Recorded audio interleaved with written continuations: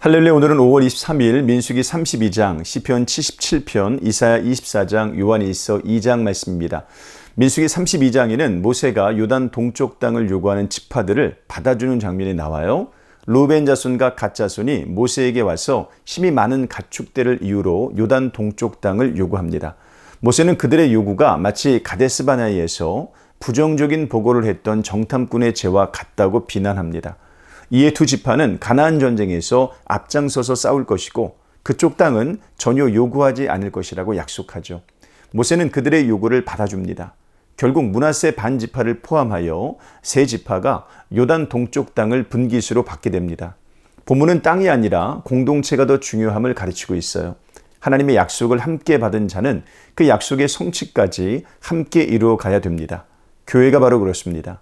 그리스도의 몸에 연합된 지체로 모든 성도와 함께 마지막 날까지 서로를 세워야 됩니다.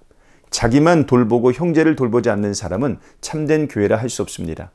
시편 77편은 현실에 부재한 하나님과 과거에 일하신 하나님을 대조합니다. 시인은 처참한 현실을 바라봐요. 그는 하나님께서 이스라엘을 버리신 것이 아닐까 의심합니다. 주께서 영원히 버리실까? 다시는 은혜를 베풀지 아니하실까? 그의 인자하심은 영원히 끝났는가? 그의 약속하심도 영구히 폐하였는가? 하나님이 그가 베푸실 은혜를 잊으셨는가? 노하심으로 그가 베푸실 궁유를 그치셨는가 하였나이다. 7절로 9절까지 말씀이죠.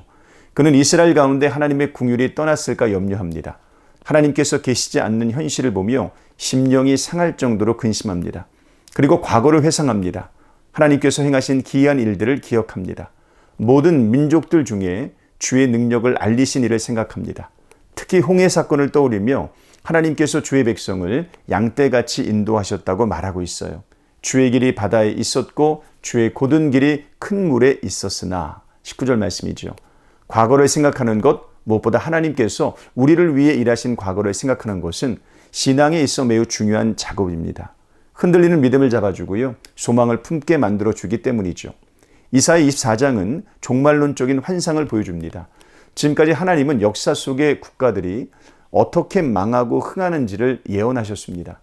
본문은 언젠가 일어날 세상의 종말을 보여주고 있어요. 그날에는 땅이 공허하게 되고 온전히 황무하게 될 것입니다.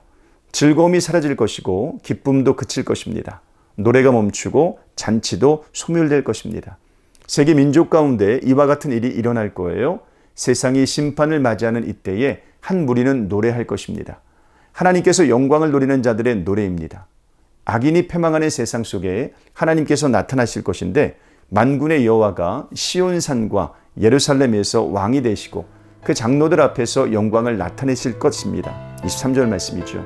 성도는 역사 안에서 종말을 바라볼 줄 알아야 됩니다. 수많은 나라들의 흥망성쇠를 보며 하나님 나라의 영원함을 소망해야 되죠. 또한 온갖 재난과 질병과 범죄를 보고 하나님의 심판이 다가오고 있음을 깨달아야 됩니다.